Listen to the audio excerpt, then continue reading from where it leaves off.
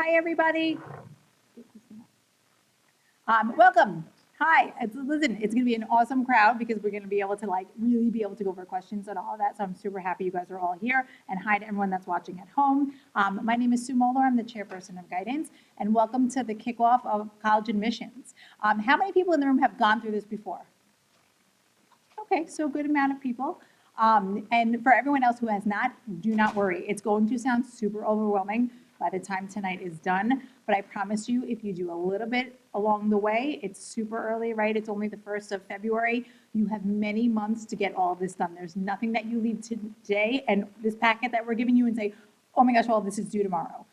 It's stuff that we have to tell you that you need to do between now and then by the time you apply to college, right, which could be in, October, November, December next year, January next year even, right? So as long as the stuff that you're getting done is done by then, it's nothing that needs to go right now.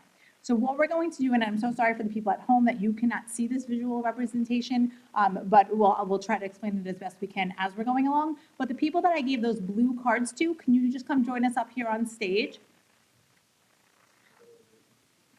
And then I do want to just point out we're going to do the introductions in a minute, but that's Ms. Marr, who's walking up on the stage, one of the guidance counselors. We do have Mr. Caramore, who also is going up on stage. We have Ms. Scucciarini, Ms. Angelillo, Mr. Spector, and Mr. Rosenberg, who couldn't be here tonight. And we'll go back to everybody in a minute, but I'm going to turn it over to Ms. Scucciarini, who's going to kick this off. It's not streaming. Do they have, it's on the YouTube?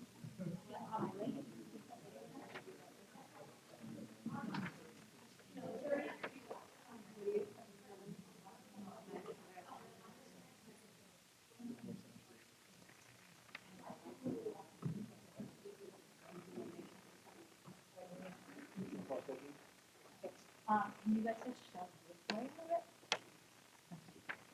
Hi, everyone. Okay, we're going to be playing a little GPA game.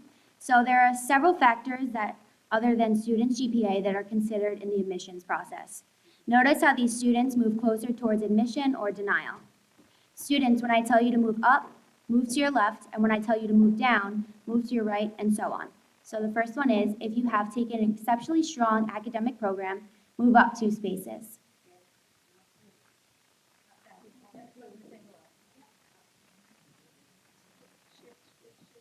If you direct the gospel choir at your church, move up 1 space.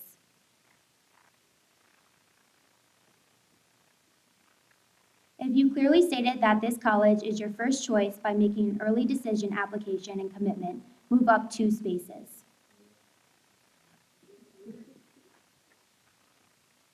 If you are a varsity athlete and all-state in that sport, move up 1 space. If you have participated in a significant community service project, move up 1 space. If you are a legacy at the college to which you are applying, move up 2 spaces. If, when you submitted your college essay, you forgot to change the name of the college to which you are applying, move down 3 spaces.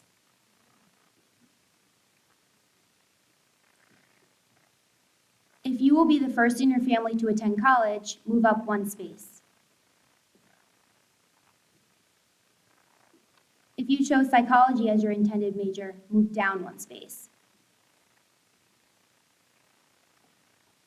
If you decided to protect your GPA by not taking any honors or AP classes offered, move down 1 space.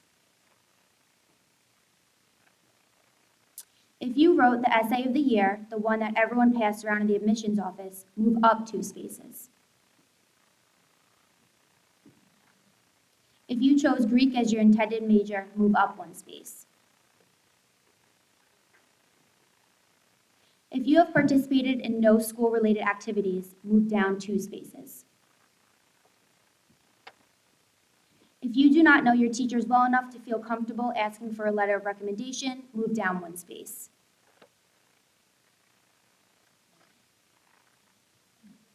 If you are earning an Eagle Scout or Girl Scout award, move up 2 spaces.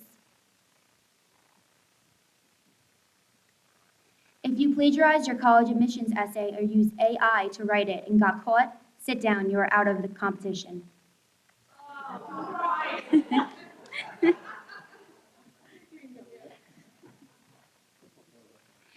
If you got a D in an academic course at the end of your junior year, move down 3 spaces. If you write a letter to the college admissions officer explaining the extenuating circumstances surrounding the grade of D, move up 1 space. If you did not write the optional essay for your college application, move down 2 spaces. If you chose the topic of your college essay, sports is a metaphor for life, move down 1 space. If your last name is Kennedy, the name of the college library is Kennedy, and it is not a coincidence, move all the way to the front of the line and stay there.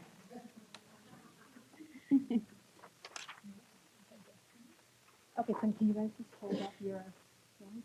Okay, thank you. Oh, you know what, I can actually do this. I'm gonna come back to that.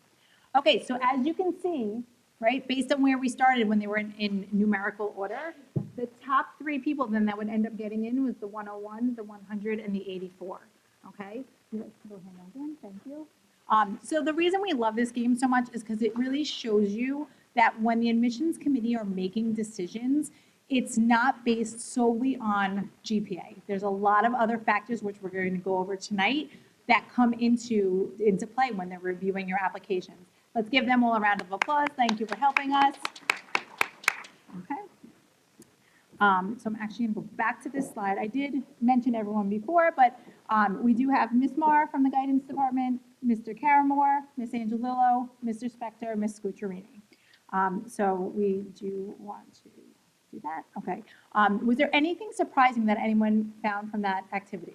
And I know a few of you probably saw it. We do it at 9th and 10th grade a lot too.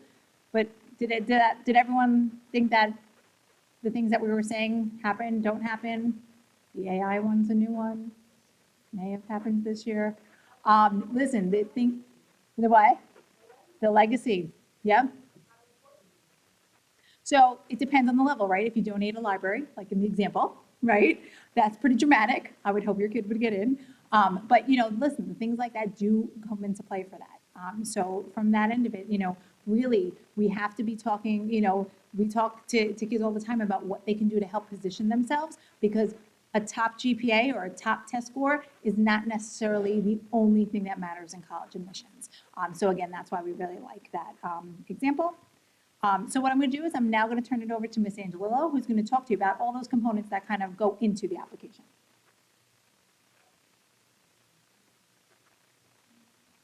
Good evening. Okay, so we're going to start with the key components of the college application. First, we're going to start with the actual application and the fee of the application. Some students may be eligible for a fee waiver, and that's something that you could discuss with your school counselor. Next is going to be the high school transcript. There is a copy of the high school transcript in your packet. The high school transcript, you will see your child's copy of it during the junior conferences that we're going to be having starting in the next couple of weeks. So you'll be able to go over it with the guidance counselor to see the GPA, to see all the courses that the student's been in. The transcript that you'll be seeing during the junior conference will have a GPA up into the end of 10th grade. So it will not be including any of the junior year grades, but you will get a sense of what the GPA is up into the end of 10th grade. At the beginning of senior year, you will get mailed a copy of the transcript home, which will be the updated copy that will go up and be a cumulative GPA up into the end of junior year. And that will be the GPA that's reported to college. Next is the college essay, a very important part of the application process. Every student will be writing a college essay. If they're submitting the common application, they give, I think it's 5 essay prompts to write about. The prompts are already published this year, so you can take a look at what the essay prompts are. So that's, again, a very crucial part of the application where students could really come alive and speak about a piece of them that they otherwise would not see in the application. Letters of recommendation. Students require, most colleges will require 2 letters of recommendation and a guidance letter of recommendation. So students will be asking in the spring of junior year, winter, spring of junior year, 2 teachers to write their letter of recommendation. Again, we'll be going over this in the junior meeting. There's a form that students will have to fill out, and give their teachers. But generally, colleges will ask for 2 teachers and the school counselor letter of recommendation. The next part, which also is very important, are the extracurricular activities that students have been involved in. And that, again, especially in this new test optional world, the extracurriculars and the activity that students have had, whether it's sports, a job, what they've done in terms of clubs is very important. On many of the applications, including the Common App, there's a section to showcase all of your activities. The Common App gives you 10 spots to put your activities. Next is the SAT, ACT. We are seeing that the SAT and ACT now is not, in this post-COVID world, is not looked at as highly as it was pre-COVID. Many of the schools are test optional, which I'll get into at a later slide. And last is the NCAA Clearinghouse. That's for student athletes only looking to play D1, D2 sports. It's an online application that has to be filled out junior year. Admission terms. So I'm quickly just going to go over some of the admission terms for those who are not familiar with them. When are actual applications due? So there's a few deadlines, not to confuse you too much. The first one is the rolling admission deadline. That means that there's no set deadline. They accept applications on an ongoing basis. However, if a school does have a rolling admissions, it behooves you to have the application in sooner than later because they are filling up seats as applications come in. Next is early action. Early action, which is different than early decision. Early action, the application is submitted early. Generally, the application deadline could be anywhere October 15th, November 1st, November 15th. Those are the most common early action deadlines that we see. It's a non-binding agreement, and it simply means the student applies earlier and hears back earlier. They're not in a binding agreement with the college. They just hear back earlier. Next is early decision, which is completely different than early action. Early decision, again, you submit the application early and you're notified early. However, if you're accepted, it is a binding agreement with the college. So early decision is only going to be for a student that is 100% sure that they know that they want this one particular school. They love it, they've been dreaming about it, they visited it, and they know that if they get accepted, they will be committed to going. And usually the early decision deadlines are November 1st, sort of blank there, November 1.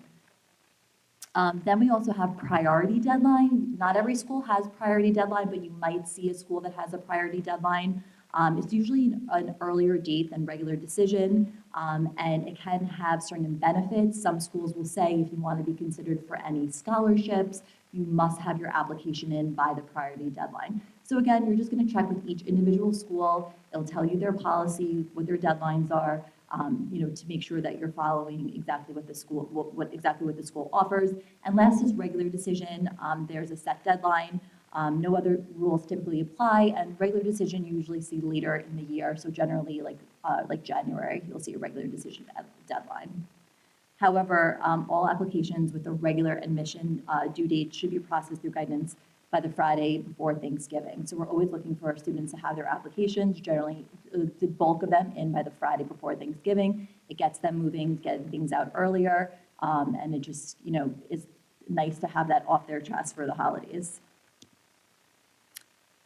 I'm going to speak briefly about the SUNY CUNY applications, some of the different applications that your child will be filling out.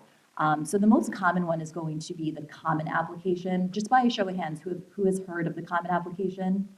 Okay, so the Common Application is one application that now, 1,000 schools accept? About 1,000 schools will take. So generally, it's going to be the main application that most students are going to be using. So over 1,000 schools accepted. The website is commonapp.org. You could go on to it tonight, see the list of schools. But generally, the majority of schools will be on it. It's the one application that students will fill out, and then they'll be able to send it to each individual college. However, there still is an individual application fee for the schools. It's not one application fee. Some of the other common applications are the SUNY application. SUNY is our state university. They have their own application. However, many of the SUNY schools are on the Common App. So if a student's applying to both private schools and other state schools and SUNY schools, they should fill out the Common Application. However, if you are just applying SUNY, you could just use the State University SUNY application. There's also a CUNY application that is for any of our city schools. The city schools are only on the CUNY app, so if your child is applying to any of our city schools, Hunter, Baruch, John Jay, then they'd have to fill out just the CUNY application. Again, a quick Google search will get you right to the application. Then there's some other applications, the Coalition app, QuestBridge. We don't see those as frequently, but again, as it could be a discussion, with your school counselor during the meeting if your child is looking to fill those out. And then again, the individual application of the school. Each school has their own individual application online if, let's say, they were not on the Common App. So the City University, like I mentioned before, the CUNY schools and the SUNY schools. The CUNY schools utilize their own online application. Many SUNY schools accept both the SUNY app as well as the Common App. Nassau and Suffolk Community College, if you're looking to go to community college, they are on their own application. So that again that would be a college's individual app for Nassau. Again, state schools are known for their affordability, high quality instruction. There's a special scholarship called the Excelsior Scholarship, if you're not familiar with it. It's for any student looking to attend a SUNY school or a CUNY school. If your family nets under $125,000, is it? $125,000 a year, you are eligible for free tuition, not room and board, but the tuition for any state or CUNY school. There are some different regulations that apply. You have to, live in New York a couple of years after, but nonetheless, it is an opportunity for students to have free tuition if their family falls in that range. Again, www.cuny.edu and suny.edu, you could just explore different programs, different schools that are awesome programs and highly affordable. The Common Application I mentioned again before, commonapp.org is the website, again, used over 100 colleges, the ability to fill out one application and send it to multiple schools. We will be having a college, this past summer we had it, we'll have it again this summer in August, a college application boot camp. We held 2 of them this past August, and we'll be doing it again. So it's an opportunity for students in August to come to the school. Us, the counselors, will be here to help students start these applications, navigate them, answer questions. I really highly recommend that you take advantage of this, because just by sitting with us, you could get the application done in one sitting. So that information will definitely be published as we get closer to summer. The high school transcript and GPA, again, a copy of the transcript is in the packet that you have tonight. You will see your child's high school transcript at the junior college meetings that are coming up. The unofficial copy of the transcript is provided at the junior meeting. And then, again, the final GPA that will be sent to the colleges will be the cumulative average up into the end of junior year. So you will see that GPA in the early fall when we mail out the transcript to your house. Also, in terms of ranking, you might see a lot of questions coming up on some of these applications about, does our school rank?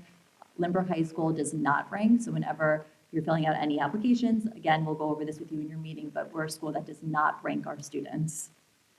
And one other thing is that we report GPA on a 100-point scale, and that's another question that sometimes families have, or a 100-point scale. Copy of the transcript, again, it's in your packet.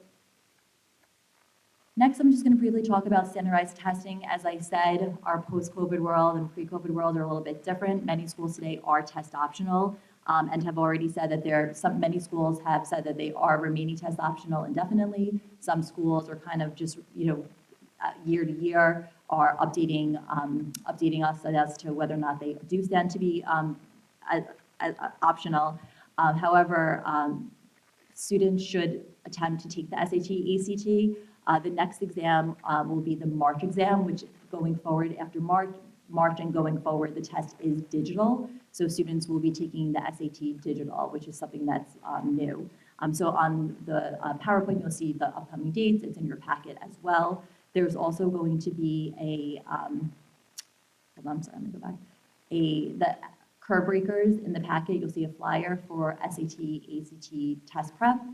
That is sponsored through our PTA. So if you're looking to have some test prep, I recommend signing up for that.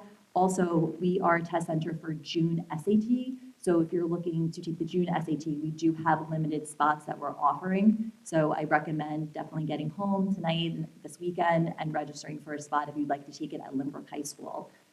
If you do not get a spot, there's many local high schools that also offer the SAT. ACT, we will not be hosting this year at the high school. Generally, we do in April. However, when we applied to be a test center for April, ACT came back and just said that there was too many test centers in the area. So if you're looking to take the ACT, again, you put your zip code in and you'll find a neighboring district that offers it, Hewlett Valley Stream. Also regarding test optional schools, there is a website called fairtest.org where you could go on and see, like, right in one website what the policy is in terms of whether schools require SAT or ACT. Also be mindful that a school can be SAT, ACT optional. However, there could be certain majors that do require the standardized test. So again, very, very important to be checking with all of your colleges, checking within the major you're applying to, and seeing what their requirements are. And then in terms of whether students are going to be sending scores or not sending scores, that is a conversation to be had with your guidance counselor as to where, the school you're applying to, what their requirements are, what your standardized test scores are, and whether it would be beneficial or not to send those scores. Again, a conversation to be had individually with your guidance counselor. Next is testing for students with accommodations. Students with IEPs and 504s may be eligible to receive accommodations for the SAT and ACT. Contact your guidance counselor if you think that if you receive an IEP or a 504 in regards to filling out the necessary forms to get you the accommodations. I'm going to pass this over to Mrs. Marr now, who's going to talk about what four-year colleges are seeking. Thank you.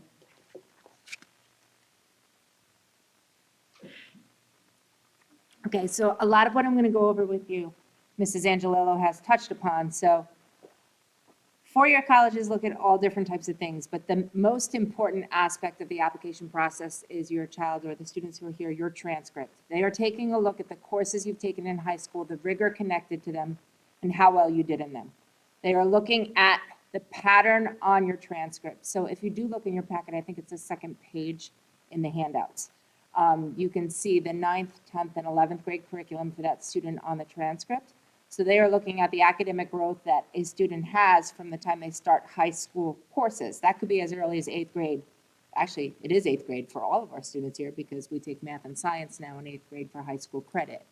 So they're looking at that transition each year in progression within each column. They're going to take a look at those courses you took, the rigor connected to them, and they're going to determine if your child or you, the student, placed yourself appropriately within your courses and challenged yourself in the most appropriate manner while you were in high school. So they are really looking to see that you took advantage of the opportunities offered to you in your educational setting, and you're only compared against what Lynbrook High School has to offer in regards to what you actually took on the transcript. I hope that makes some sense. So it's not like our curriculum is compared to Hewlett's curriculum or to Garden City's curriculum. Students here are only compared across themselves within Lynbrook High School's curriculum and opportunities that are presented to them. So the transcript is the most important document in this process. It is the story of the student. It's not a complete story, but there's a lot of information they learn from that one piece of paper or one electronic document, in current times. They are going to take a look at a student's senior year curriculum. So on the transcript, again, that you're looking at, you will see that student's senior year courses showing. There are no final grades next to it because when you're applying to college, they only see the courses you're currently enrolled in. The final grades have not been earned yet, and therefore they don't contribute to the overall GPA indicated on that transcript. Your senior year courses are expected to be as challenging as courses you've had in the past. They're looking for consistent progression or academic growth, seen in the story of that student. They don't want to see a student who all of a sudden calls down to the minimum number of credits we require here, which is 5.5 as per our Board of Ed. That's like a 7-period school day with a lunch period, embedded in it.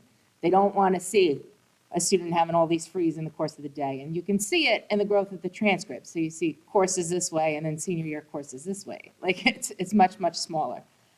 They are going to look, though, again, at that rigor comparison. So they're going to see what students were in the year prior and look at the courses that they're taking in senior year.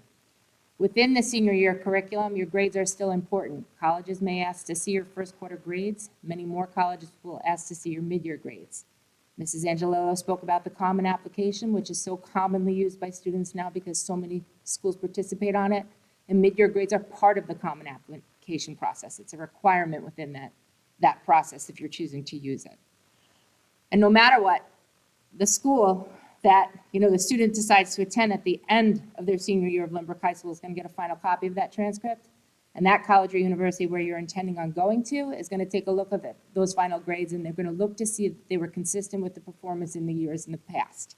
So they don't want to see someone who more or less checks out in senior year. We term it as senioritis, where I've done this, I'm done, and now I don't really care about what's going on here. They need to see that you're as successful in your progression in senior year too. And I do want to kind of separate a little bit more on this because in senior year, students who are taking all the honors and AP curriculum may be in a really intense curriculum in senior year. So it's not kind of a scenario where a college needs to see that you're getting 99s, 100s in your APs, senior year if you're full AP curriculum.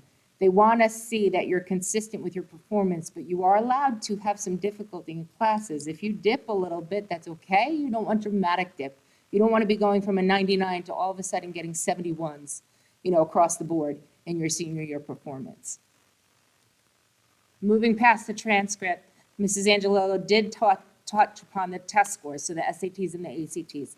Again, in the post-COVID world, we're seeing more colleges that are test optional or saying that they're not required at all. There are times, though, that certain colleges do require the test to be part of the process.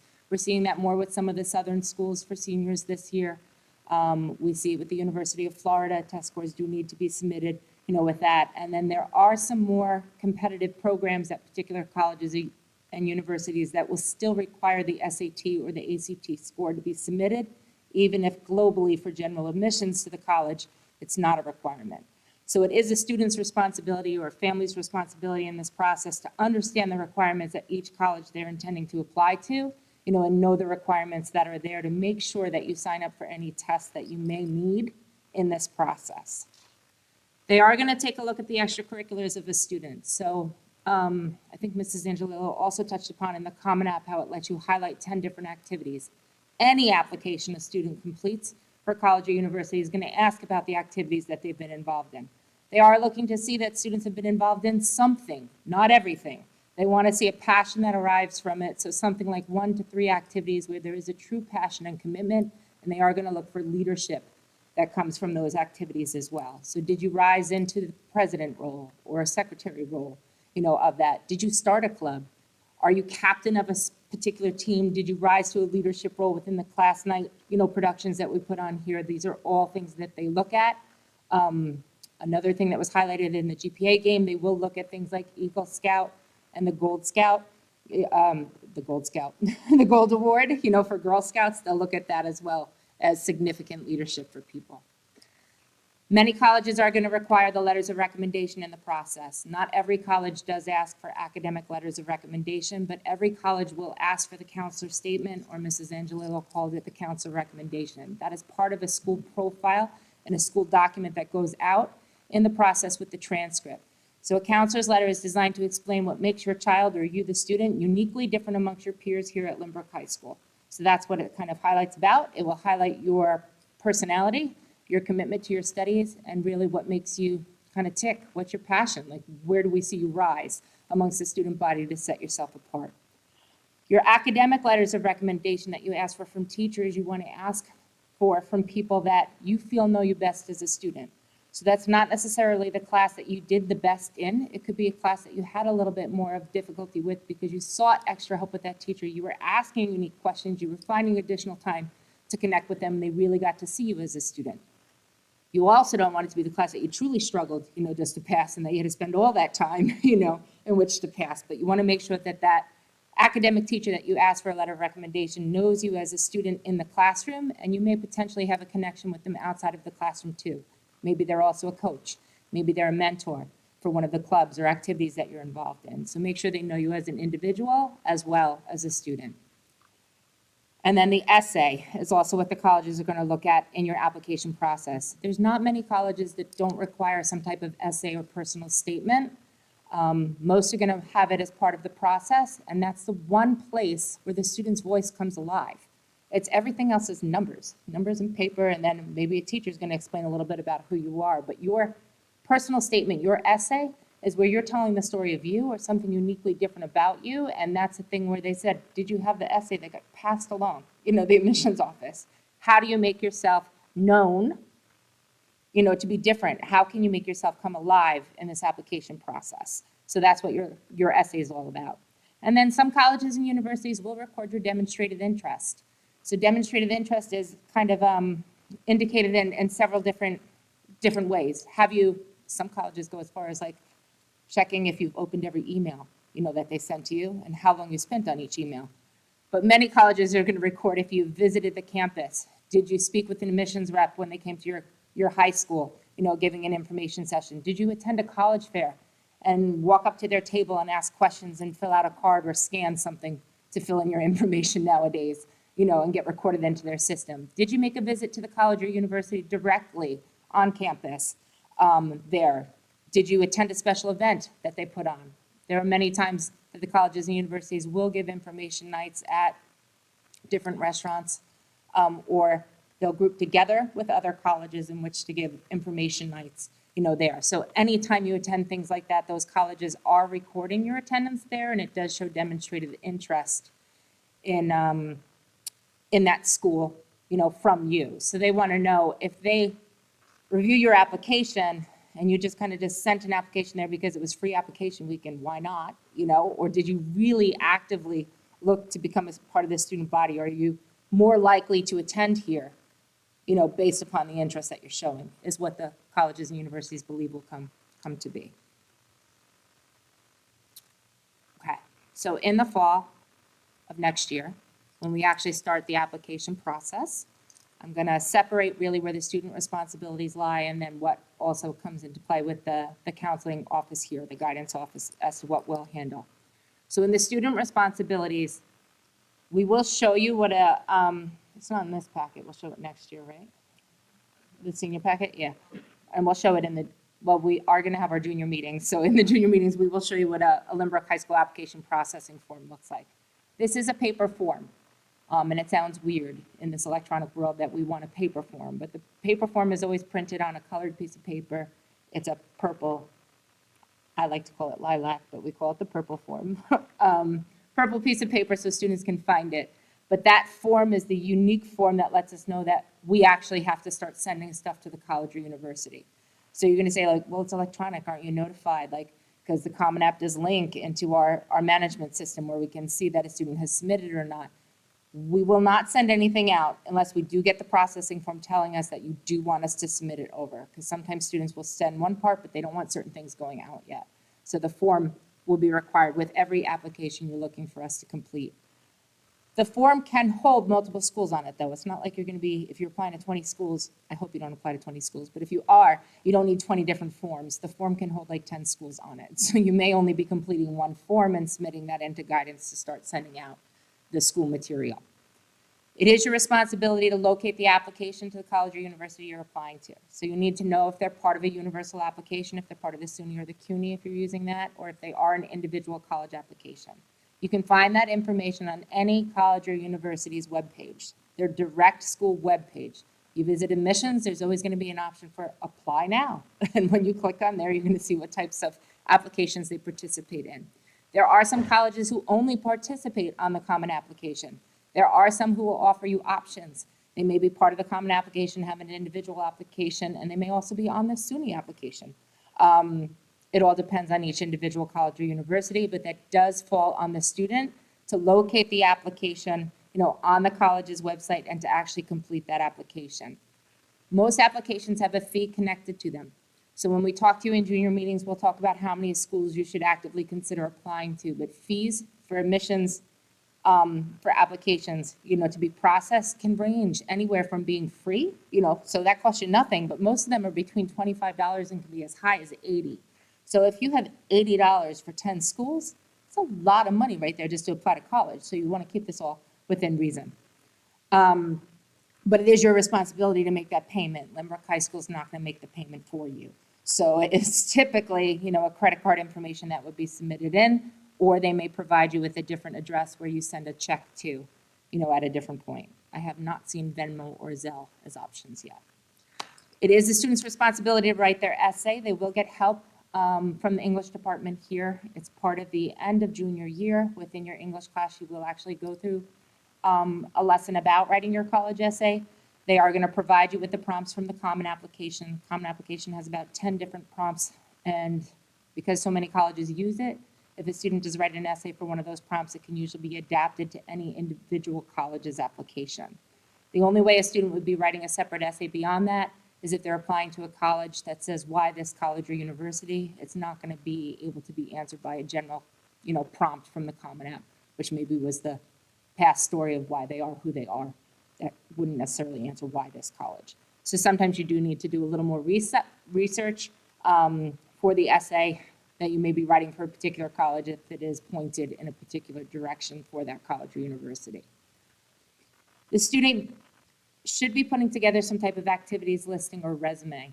The Naviance software allows you to do that. We are merging to new software. It will be talked about in this meeting called School Links, but Naviance is still up and going, so you can still be using that currently. Microsoft Word, all the different processing, apps do allow you to use a wizard in creating a resume or an activities listing, but it's always wise to have that document somewhere because you may need to upload it into applications.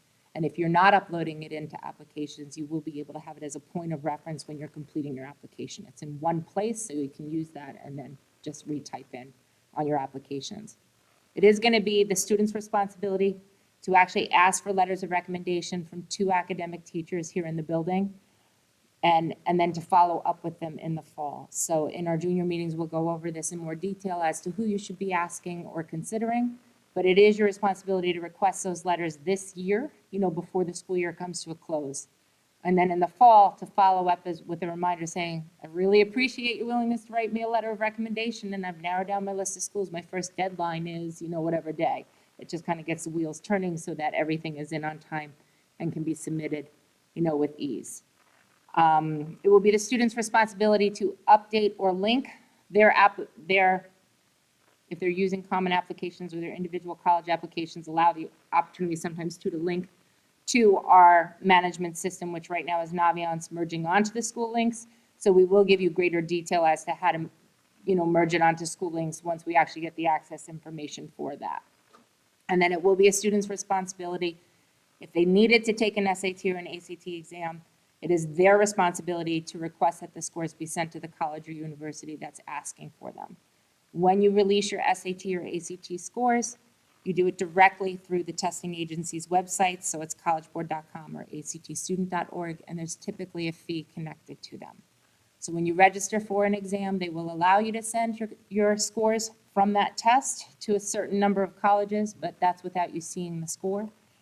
So if you wait to see the score and later on send it out, then the College Board or ACT does charge you another charge to send that out. You gotta love the monopolies. The counselor responsibilities. So the student part, they're doing their application, they're paying the fee, they've, submitted their essay as part of the application, they requested the letters from the teachers. They're now giving us that purple form, the application processing. If it comes from you guys, so it has to come from us, so it's officially sent out. We will also be the ones that will send out mid-year grades once they're available. For the seniors this year, it's right around this point. They're going out very shortly, for their colleges there. And then we will be the ones who actually submit the letters of recommendation from the teachers that you requested them from, as well as the counselor letter. Part of what we send out is referred to as the school profile. That's the document that summarizes Lynbrook High School, our curriculum, what type of courses we offer so that they can figure out the rigor, against the student's transcript.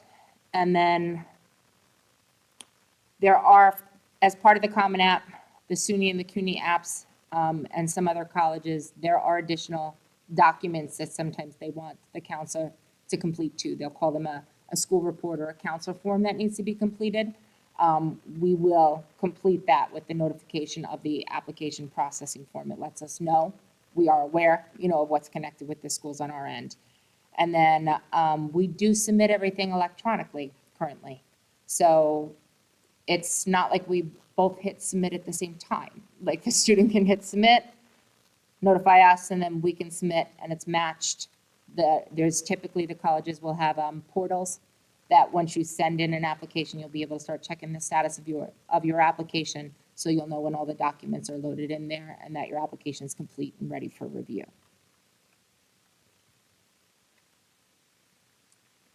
And then with the letters of recommendation, I highlighted on this a little bit already. Students do want to get it from 2 academic teachers. We normally recommend that you consider 2 different types of teachers. I don't want you like thinking about 2 math or 2 English. Consider teachers from different disciplines. We prefer that they're core academic teachers, so your math, English, social studies, science, foreign language. It's not that you can't ask elective teachers, but you want to think about the elective teacher you're asking. If you're asking a phys ed teacher, it's a very specific content they can write about. It doesn't necessarily give the same elements of, say, a psychology elective. It's more like a classroom, general classroom environment that could give greater detail. So really think about the individuals that you're asking for letters of recommendation. Some students will consider getting a supplemental letter in the process. So I've never seen a college ask for more than 2 letters as being you need, more than 2. But many colleges will accept more than 2 in the review of the process. So some students will ask for the supplemental letter from a particular coach or maybe from a mentor of a club. Sometimes they look for an employer. Sometimes it can be Scoutmaster, someone who really knows them uniquely different that can give that character-based reference.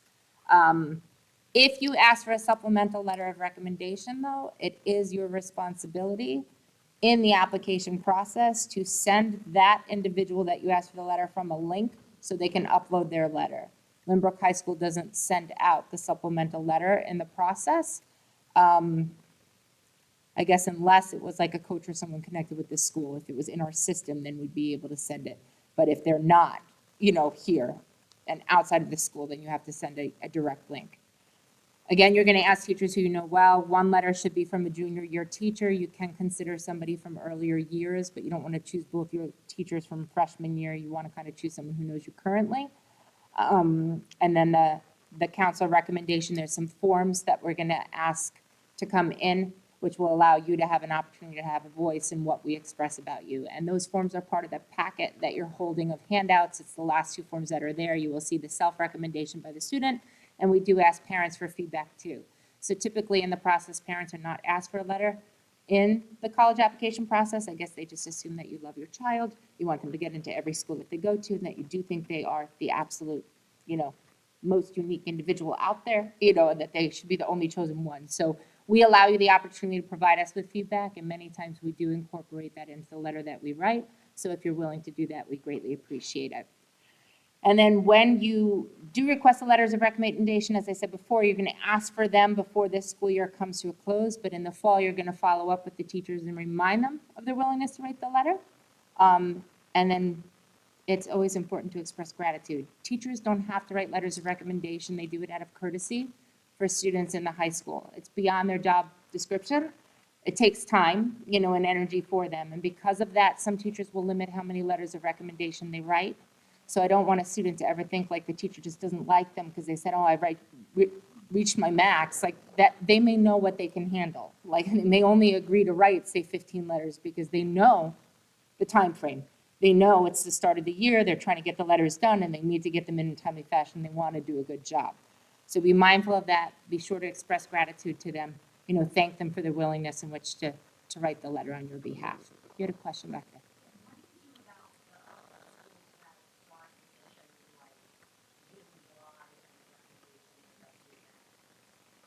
I don't really know of any colleges that are June, July. The earliest that I will see is August 1st. Typically, August 1st is the start of the new academic year for colleges and universities in the application process.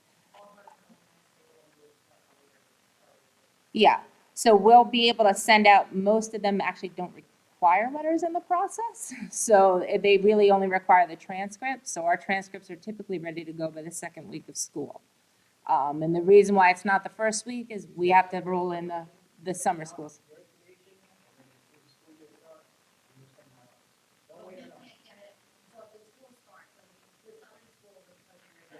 Yep.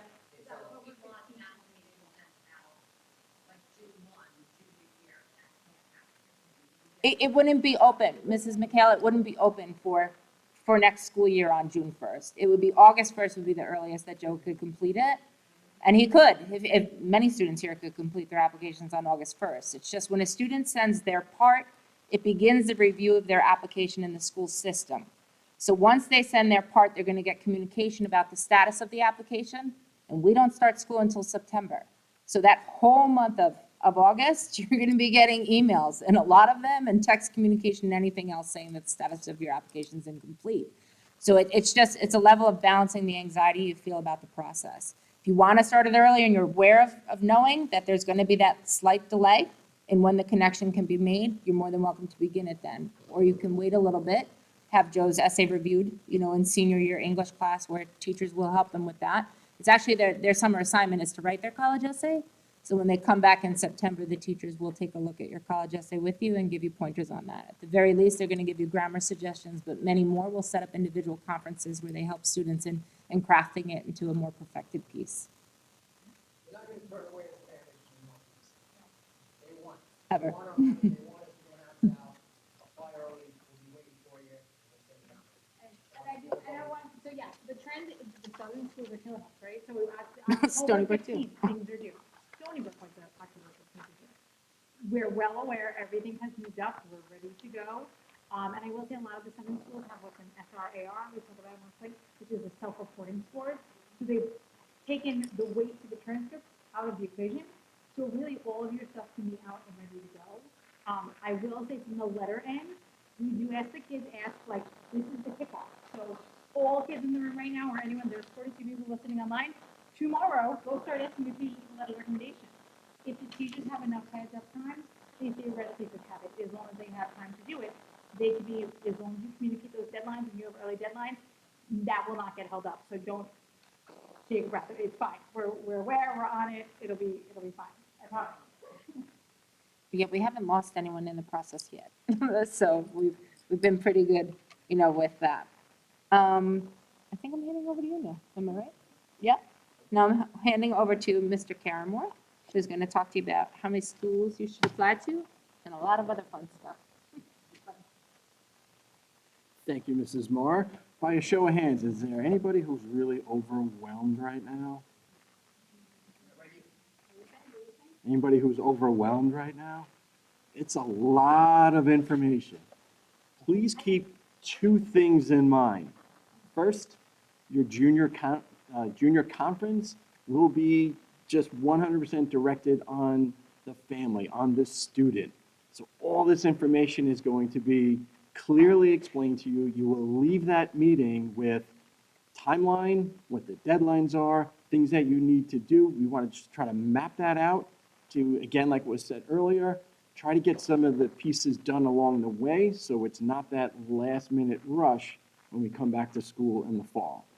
And the second item to remember is we have a senior parent night right in the beginning of school. We had it the first night of school this year.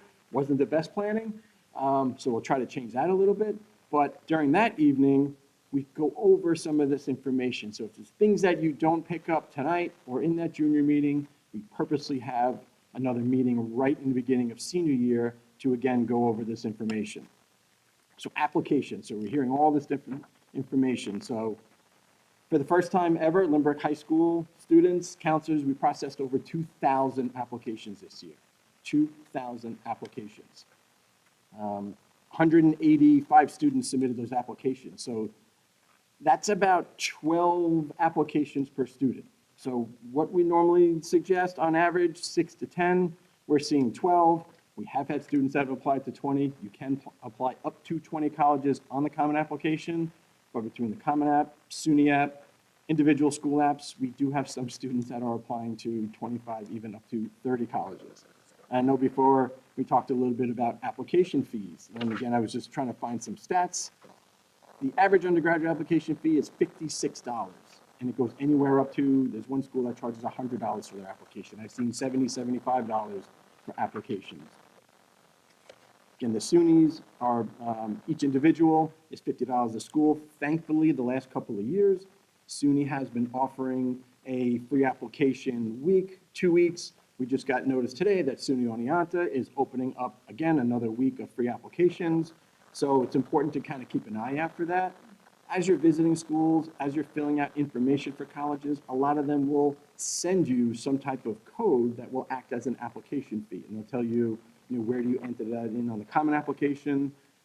Again, if you're applying up to 20 colleges at $56, that could be anywhere from $800 to $1,000. So it's definitely a lot of money just for application fees alone. We also spoke about SAT scores and ACT scores. They require you to pay a fee to send your scores out. So again, a lot of money seems to be shelled out right in the beginning just for applications and just the processing of applications. Some things to consider when you're trying to figure out how many applications. So again, application costs. Are the applications covering a range of schools? So when we talk about range of schools, like target schools, reach schools, likely schools, local schools, again, we'll touch upon that in a little bit. So before we're ready to send out applications in the fall, we need to start to search potential colleges that we want to apply to. And again, there's so many different factors that are in play. 2-year colleges, 4-year colleges. Some careers only require 2 years of college. That would be like an associate's degree. Some schools may require 4 years of a bachelor's degree. And again, students who may want to pursue law school, dental school, med school, something like that, there's even more college required for that. There are over 2,300 4-year colleges in the United States. So that number, again, is a little overwhelming. When running these college searches, and again, our Naviance program does this, SchoolLinks is going to do it, Big Future, which is a part of the College Board, has a really nice search. And these are the categories that they want you to start looking at, and as you're answering the questions, it's taking that really large number and starting to break it down. So when we talk about types of school, there's public schools, which are funded by taxpayer dollars, usually less expensive. There's private colleges and universities, which they don't really care where you live. They're going to charge that same tuition for students that are out of state and for students who are in state. This is historically black colleges and universities, and there's over 101 of those across the country. Religiously affiliated colleges, there's over 1,000 colleges and universities that are religiously affiliated. Something else to consider: urban, suburban, rural. Urban, obviously located in the cities; suburban, small cities, large towns or near large cities; rural campuses, again, out in the country, out in the sticks, often near some wilderness or farmlands. So again, something else that's important to consider. To me, one of the biggest factors, and I know this with my own child when we were going through the search, is distance. How far is too far and how close is too close?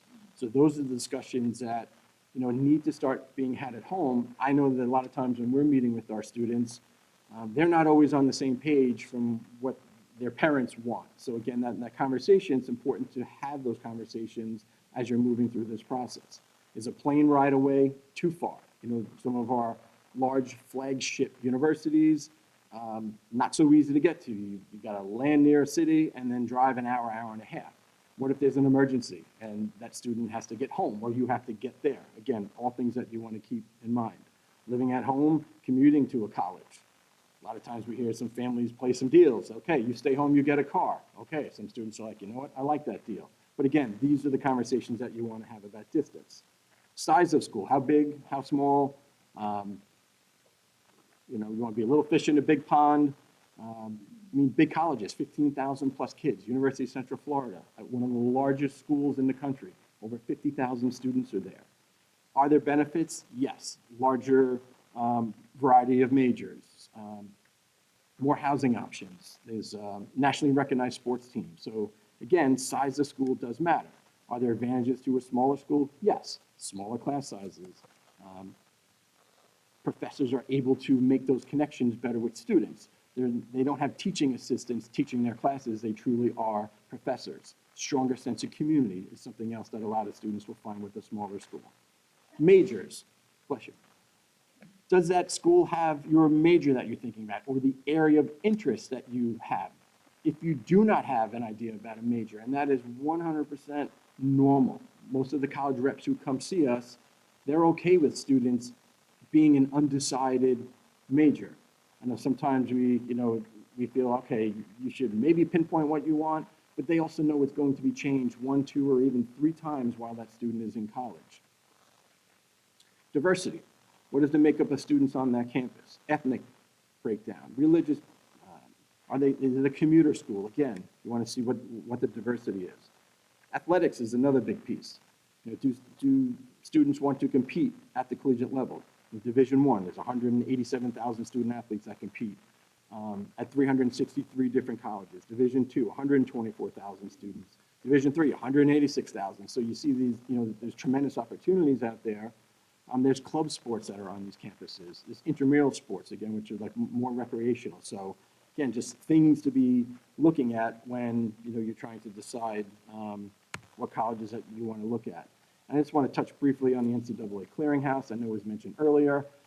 I'm the NCAA coordinator here. As students fill out the NCAA Clearinghouse, I get an alert that says I now need to upload a transcript. So one of the questions that does come up on there, they give you 3 different options of what you should be filling out.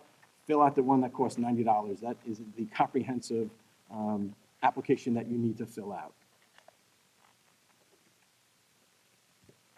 Are you being recruited? This is a question that we get a lot. Students think they're being recruited, but are you getting those phone calls from that coach? Are you getting text messages? Are you getting emails? Social media is big, is really, really big. And that's a message that we always deliver to our students is make sure what you have in your social media is as squeaky clean as can be. We have heard of examples of students being offered athletic scholarships, and then something unfortunately pops up on the social media, and the college coaches have actually pulled those, those awards. I heard it firsthand from a school down south. It wasn't even anything that bad that the student had put on there. It was more like the level of arrogance, and the coach said, you know what, I don't want that athlete part of my program. It actually was the top lacrosse recruit, and wound up pulling that award. So it's so important to make sure that what's on social media is, is squeaky clean. We sometimes do have coaches that will visit our school. Colleges also have the ability to fly you in. Again, there's all certain regulations with certain sports, and again, the Clearinghouse has all that information really spelled out nicely. And one great thing that Lynbrook High School has always done with the Moms and Dads Club is offering that NCAA recruiting night. They have a couple of local colleges with their coaches on there, taking questions from parents and students, and really helping them walk through what it takes for the NCAA Clearinghouse. So narrowing it down. So again, we've heard all these different bits and pieces of things to be, thinking about when it comes to applying to colleges. And when I look back at our stats back in like 2004, the average number of school students we're applying to was 6. Like I said before, now we're up to 12. What's important is to have that list of schools narrowed down, and you can see target, reach, safety, likely. That safety or likely school is which colleges, you're pretty much almost guaranteed admissions, based on your qualifications that, there's a greater than 80% chance that you'd get into that school. Target schools is like a 30 to 80%. What's nice about these colleges, they're very transparent on their websites with the information of what is the profile of a student that they're looking for.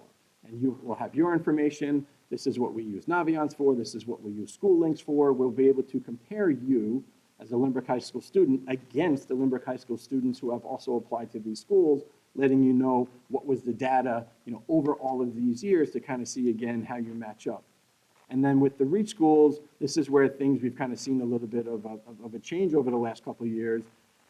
Again, it's if you have less than a 30% chance. And again, it's hard to figure out where some of these numbers are. But again, it's based on your academics. It's based on what credentials you have and what they're looking for in their applicants. But again, what's really nice is that they spell that information out pretty clearly on their websites. Again, oftentimes these colleges are referred to highly selective colleges.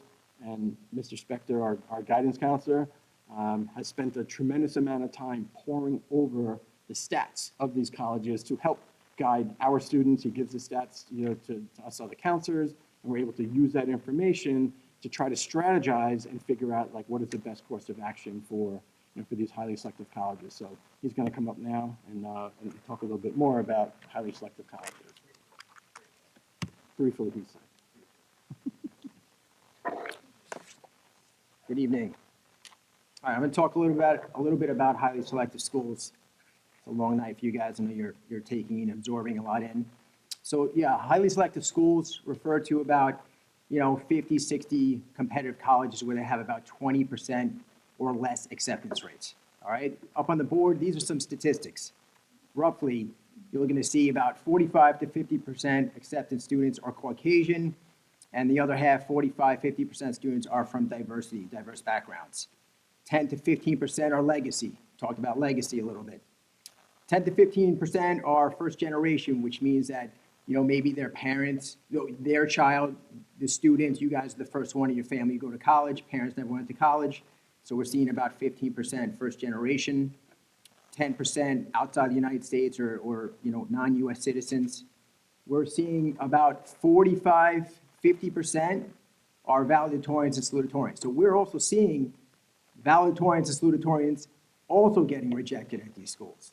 We're seeing kids with perfect GPA and SATs getting rejected at some of these schools, and that's because of the mass volume of students that are applying to these schools. Prior to 2004, 2006, there was no common application. We sat down and we applied individually to different colleges. And now with the help of the common application, that is reaching everybody on the planet. So anybody can apply to these colleges.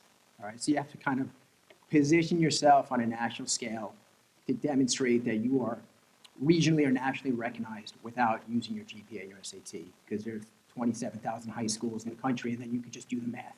All right, so you got to learn how to position yourself. And this has to really be the right fit academically and financially, more than anything financially, for you.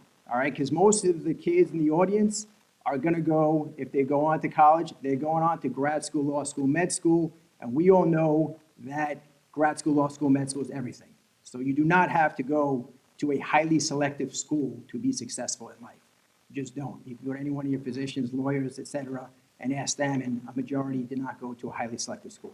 But here's just a couple of stats, all right? Last year, UPenn received 51,000 applications, regular admissions. They only accepted 1,200 applications. 1,200 out of 51,000. 10 years ago, the numbers were different, but we're seeing a rise in the numbers of applications. So that's 2% acceptance rates. That's just wild. I don't think any of the counselors here thought that we would ever see numbers dip below 5%, 3 or 4 years ago. But after COVID, things changed. 2% at UPenn, all right? But with that said, 8,000 kids applied early decision, and they accepted the same number of kids from early decision as regular decision. They accepted 1,200 students, so roughly 15%. So like I said, if applying to a highly selective school is for you and your family and it meets the right needs academically and financially, right? And you'll talk about that in your meetings, then you can take a look at the early decision. I have a student on the outside over here. She was a salutatorian maybe 10 or 15 years ago, when she got into some of these schools that we'll talk about, turned down the Ivy League schools. She took a full scholarship to an honors college, paid for. She graduated the top 1% of her class at that school, at that target school. And then she went on to UPenn Med School, where she didn't have to worry about power school in college in that 4 years. She didn't have to look at the grades constantly. She graduated the top percent of her class. So that is an advantage, and that's something that we'll talk about in the meetings. Cornell, regular decision, roughly 70,000 applications. They accepted roughly 5,000 kids, that's 7%. Early decision had 9,500 applications and about 1,830 accepted. So you can see the same stats. Vanderbilt, not Ivy, but Ivy stats, 46,000 applications, 3,100 accepted. Early decision, 5,000 applications and 890 accepted. I always love Lehigh. Lehigh's numbers are wild. They've had 15,000 applications. They accepted 5,600. Early decision, 1,300 applications last year, and they accepted 860 kids. So you're going to see schools out there where the stats for early decision for some of these schools, it's like higher than 50%. It's wild. And like I said, just going back, make sure it's the right fit financially, because your child can get a full ride or huge scholarships to some of these target schools.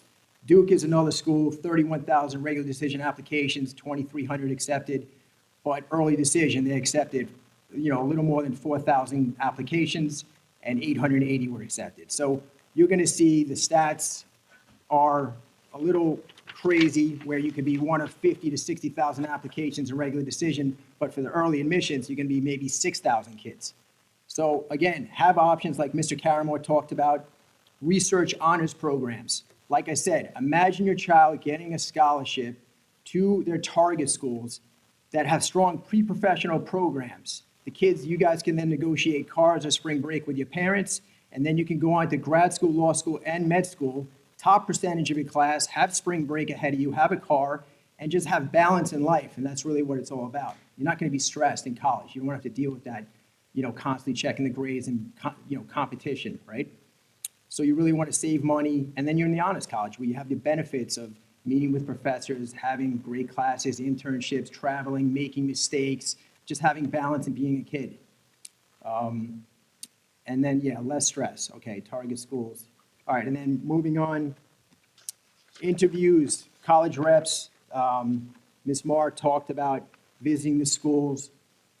Great opportunity. We have, Limerick High School had a number, we had colleges, safe, target, reach schools that come in the fall of your child's senior year.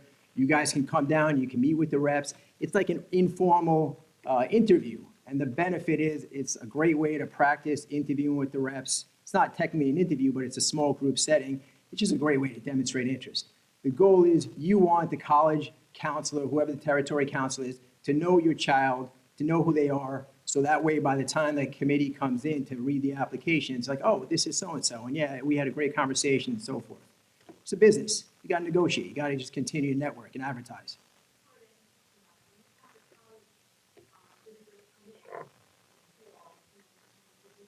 Yeah. We make announcements. We'll have it online, right? And then we make announcements. We have a room where we have all the kids meet with the counselor, and there's always a guidance counselor there. So the kids are made aware, whether through its technology, announcements, and so forth. We really try and pull the kids in.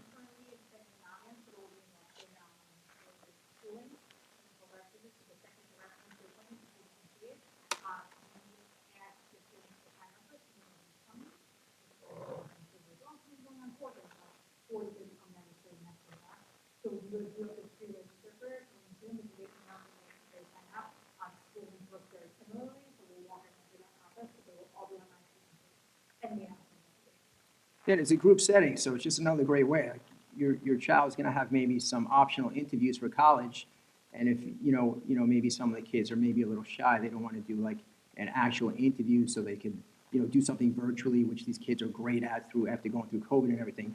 But the advantage of having the colleges here, as guidance counselor, we're here to like advocate and always try and negotiate and just get to know the colleges with the kids present and get them to talk. That's just beneficial about having these schools come here, all right?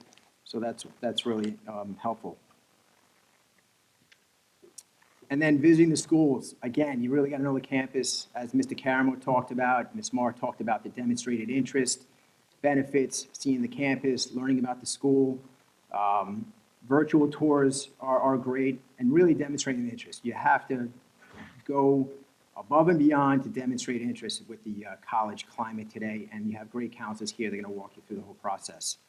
Definitely you want to make arrangements in advance. Some of the tours do fill up, and you just want to immerse yourself in college life, talk to students, talk to professors, sit down in a college class if you want. Just really get to know the school, take notes, and just so that way you can come back to it, and then always send thank you notes and reach out to the college reps. I just saw this school, I sat down, in a business class, and, go online, without stalking or harassing the college reps. I would start following them on Instagram and, Twitter or whatever social media you guys do, and just really get to know the schools and the programs within the institutions, and then talk about them in the applications, bring out your strengths and your interests. We have two big college fairs coming up, Nassau Counselors Association, 2024 Spring College Expo. There's going to be most colleges will be there. You could scan, you could see all the different schools. There will probably be about 200 or 300 colleges that are going to be there. That's another great way to demonstrate interest. Go there, see them, get to know them, start to really advocate. And that's Tuesday, April 16th. 5:30, 8:30, and that's at Hofstra, so that's great. Holler is our own college fair, and we've linked up with Hewlett, Oceanside, sorry, not Hewlett, Oceanside, Lawrence, Lynbrook, East Rockaway, Rockville Center, and Malvern. We've linked up with those schools. Only those schools will be able to participate at Malloy College. And that's where we're going to have about 50 or so competitive colleges going to be there. What's that? Great. We're going to have more schools than that. All right. So it's a great way to go. These are going to be the admissions directors, the associate directors that are going to be there kind of reading your applications versus, let's say, a graduate or let's say an alum. And it's a great setup the way they have it. They have 3 sessions that are set up. The first session is about financial aid, which actually I really enjoyed, this way you can learn about your kids coming up. The session 2 is going to be more about the panels, the ingredients, what kind of kid goes to your college and so forth. And then the third session is going to break down into a small college fair. So another great way, we highly recommend going there. You'll probably see your counselors will be floating around. It's a great opportunity to meet the colleges. And that's Monday, May 20th. That's going to be at Malloy, and they'll have the trades there as well. Vocational and Trade Fair. We're going to have a vocational trade fair at Lynbrook High School. Very exciting. Lynbrook High School will be hosting vocational trade fair Tuesday, March 5th.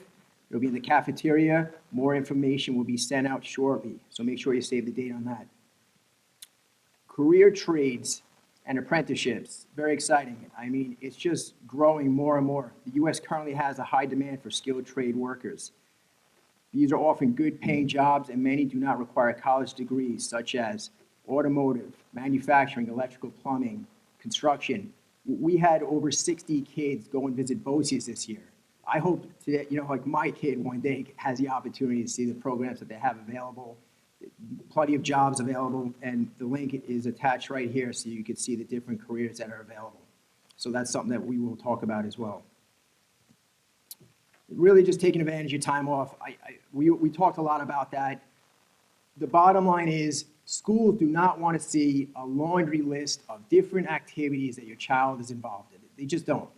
And they don't want to see serial joiners involved either. That serial joiners refers to your child being involved in 5 or 6 different clubs without any leadership and not too much involvement. These guys are involved with so much as it is and have a lot going on. 2 or 3 activities, grades 9 through 12, in which you've shown substance. That's it. You don't need to worry about 5 to 10 different activities. 2 to 3, substance, dedication, that's it. That shows leadership right there, all right? And then scholarships, very important. I do all the scholarships, so if you guys have not received an email from me, please send me an email, jonathan.spector@lynbrookschools.org. I will be sending out scholarships. We do send out a lot of scholarships to juniors and seniors. Most of them are geared towards seniors. We just did send out, with the help of the PTA Humanitarian Award. There's going to be different scholarships geared towards academic, leadership, major, maybe you're into art, maybe you're into education, whatever it may be, there's going to be different scholarships available, and I'm glad to help out in any way. So shoot me an email in case you did not get any emails. Big scholarship coming up is STEM scholarship. If your child is going into a STEM-related field, you're near the top 10% of your class, you can go to any SUNY CUNY for free, you just got to pay for the housing. I would definitely reach out to your guidance counselor because you could essentially go to Stony Brook, Binghamton, Albany, any one of these SUNYs if you're near the top percentage of your class for free, just paying for the housing. And then you have grad school, law school, med school to pay for right there. All right? Hope that helps. Next, I'm going to bring up Ms. Moeller, talk about financial aid and paying. He remembered the line about virtual interviews, and I'm super happy right now. But listen, for the interviews for the college, a lot of kids were offered virtual interviews versus in person. Now, as an adult, we're like, you should take the in-person. But kids are really comfortable doing a Zoom. And if the kid's gonna be more comfortable and present better, take any opportunity you can as opposed to not doing it. Because really it's a good thing to do. How many people in the audience this year had seniors? Did anyone here have seniors? Okay, so hopefully it won't be as confusing. And I'm only gonna talk very briefly about financial aid because we'll talk way more about it next year. And we did record our financial aid presentation from this year, so it is on our Guidance YouTube channel. So if you do want to see it, you can go see it. But the federal government revised the form this year, and it was a little wonky. So the timeline is gonna go back to sort of normal, right? So the October 1st, when the FAFSA opens, this year it wasn't until January. It opened, it had glitches, people were now able to fill it out, but colleges are not gonna get the information from that FAFSA. We're hearing now it could be as late as March.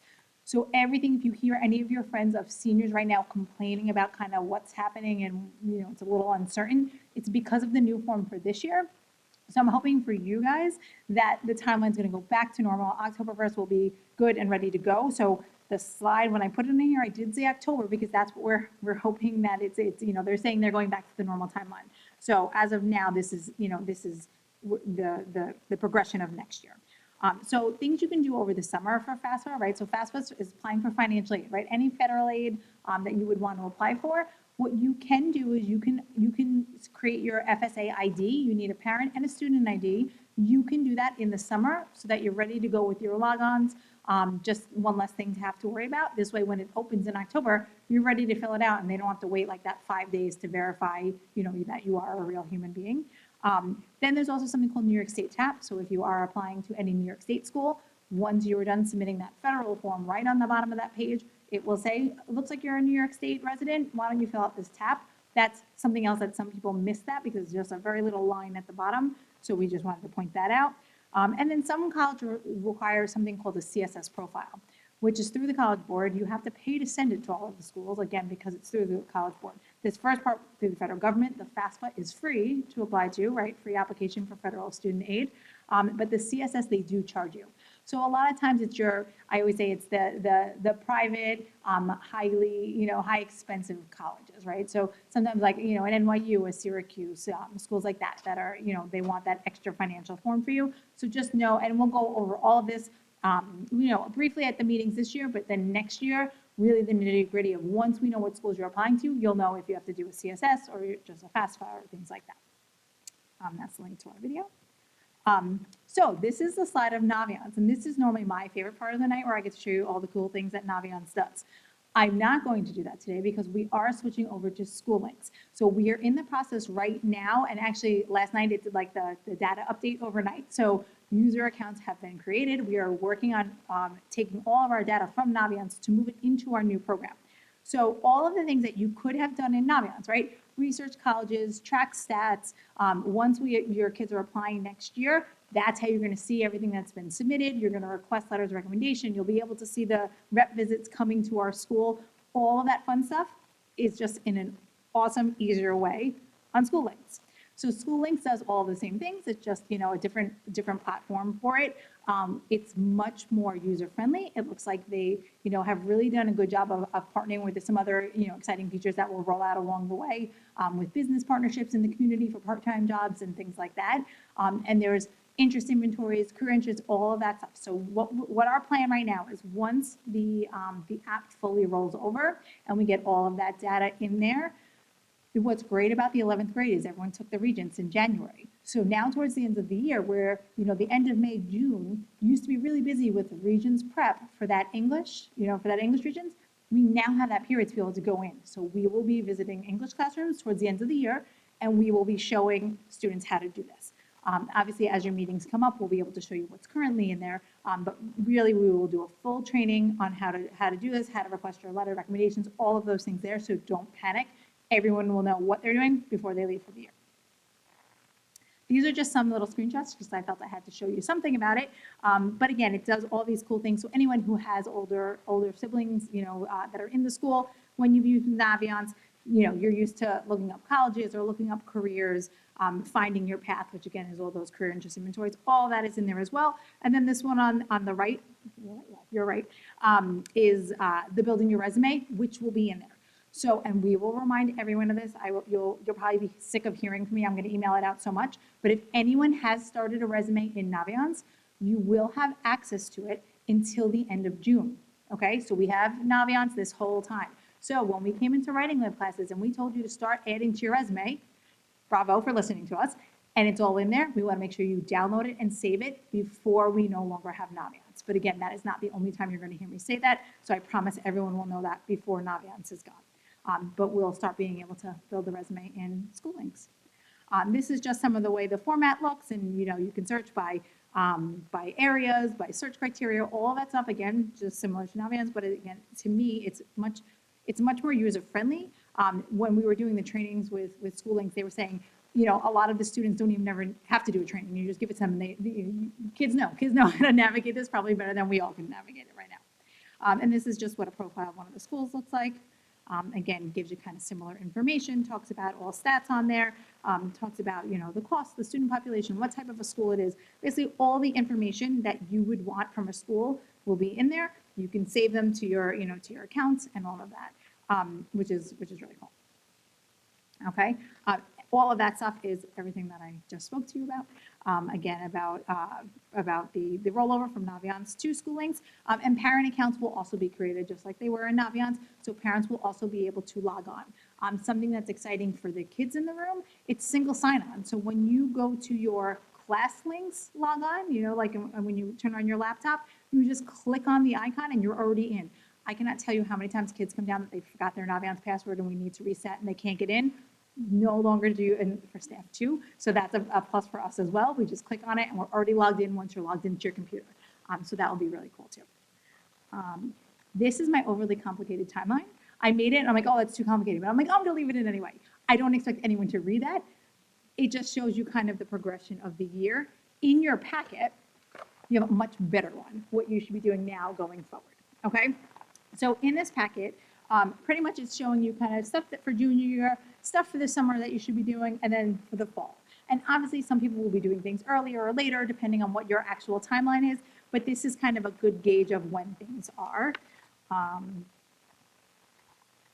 again, starting the process early. That's what we, you know, when I started the night, we said, like, you're going to be overwhelmed today. Hopefully you're not as super overwhelmed, but there's a lot of stuff to do between now and the fall. If you do little by little by little, it will not be as overwhelming. You can just go through, check off things that you have to do, put little reminders, put timelines, get a calendar that is just for college admissions so that you're budgeting your time on that. So you're not saying, oh, my social studies paper is due this Friday. I have a math test next Tuesday. Oh, and I have to remember to write my letters of recommendation. It's going to be very overwhelming. So make some sort of system that you have, and that every few days you're kind of just checking in on that. In your packet, to go over quickly, and I know Ms. Mara talked about the sample transcripts that is in there. And then we do have, as we also talked about, the Curve Breakers test prep class that is coming up. And what's really exciting, it's going to be, we've done boot camps in the past, which are like a 2-day boot camp, but this is actually going to be a full class. So it's going to be really nice. It's going to be on Saturdays. It's here. We started it a little bit later in the day so that if you have sports, you hopefully can get back, eat some lunch quickly, and then get to class. And so that'll be really nice. We have it timed to end with that June 1st SAT, which is the SAT here. I'm also going, I was waiting for this night, but I'm going to email out everyone to remind you, if you want to take the SAT here, I'm going to say that again. If you want to take the SAT here, it is June. Go home today and register for it. It's a national test center that we do not have control over who registers. So once it fills up, it's filled up. We can't pull our students in first. We can't, we don't have any control over it because unfortunately the College Board controls all of that. So if you're nervous about the technology working in the school, or you want to be in our rooms where you know where the bathrooms are, in the comfort of our own classrooms, register for it, my advice, sooner than later. And again, I will email out everyone that today. Yeah. Tomorrow.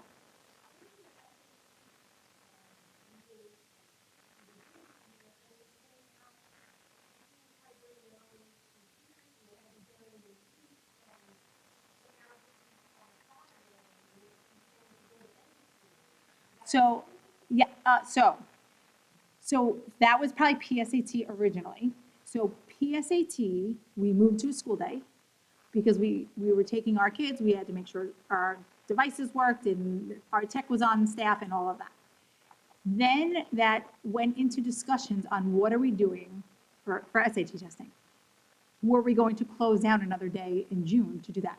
We don't have the time in June to close it down, or any of the other months to close down another day of school. So then that meant we have to go to Saturday testing. For Saturday testing, we have no choice but to allow anyone who wants to come to our school. So we're working with tech. They made a guest network so that, and I'm like, hey, can I attach my phone to the guest network? Because we can't get on the Wi-Fi. But they're gonna have a guest network now. So anyone who's from outside of our school will connect to a guest network. Our students, my advice is if you have like a Mac at home, don't bring it back. Bring your school device. It will work beautifully because it's our network. But you could technically bring any device you wanted. If you go to another school, you're on the mercy of their network, their guest network. And can, so that's sort of how it evolved. So yes, in the fall it was a little different. Now we're saying, okay, we're creating an infrastructure, we're creating a system in place, tech will be on hand, we will be able to handle that Saturday testing. But that's why, like, for our students, I want to make sure that anyone who really does want to be in our school, go home and register like in the next day or two. We're still very early, we're still very far away from June. It is nowhere near full yet, but I don't want anyone who does want to be in our school to get shut out. And again, we have no control over it. Yeah. Okay. So, and so Kurt Baker's test prep, do it, that'd be cool. It's in person, which is really nice too, again, here at the high school. Then the next one is that fair, and I know Mr. Spector talked about it. What's really great about this fair, and if you sign the QR code and you register, it actually gives you a QR code on your cell phone, so that when you're talking to the reps at the fair and you're walking up and you're saying, oh, hey, Binghamton, I want to, talk to you about something, they scan you in. So when we talked before about that demonstrated interest, that's how they know you were at the fair. They got to, they keep electronic record of that. Listen, I've seen people at the fair that walk by and that just go like that, and like they scan as they walk by. I don't advise that, but sometimes if the line's really long and the fair is about to end, just scan in, because then, you have proof that you were there. So that's pretty cool. That's a fun one. They do workshops throughout the night as well. Ms. Angelillo and I have been on the exec board for many years of this. It's a great organization. Holler Fair, we also talked about that as well, so definitely try to come. Again, this is our local fair. Hewlett is no longer a part of it, that's why the H was there, but we changed the name, then everyone got confused last year, so we brought the old name back. But it's going to be a really great event. We are inviting more reps to come this year because we figured out a different layout using different tables, so we can fit more reps, so that'll be exciting. Then you have a student rec and a parent rec in here as well.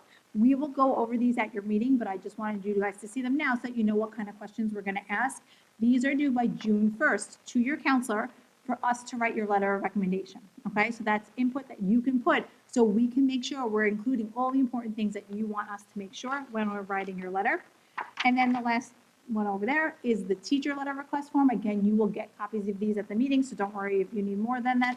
But again, that's what you're going to give to your teacher once you verbally ask them to write their letter, and then once they've said yes, that will be the form you give them, okay? All the stuff in here really is just for reference. You will get all your actual copies at your meeting. So don't worry if anyone's watching at home, if you don't have this packet, we have extra in guidance, you can come pick it up. But at your meeting, you will get all your original documents as well, okay? Let's see, we did all this. Perfect. All right, any questions? Oh, I was gonna say no one has. Hi, Ms. Caceres. Yes, you're good. Yep.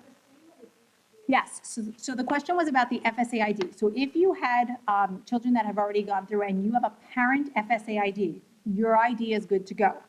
Your current child, who's the junior, who's going to be the senior, they need an FSA ID for their account, but you will sign and you will be the contributor. It's called contributor now on the new form. You will be the contributor using your old FSA ID. Good question.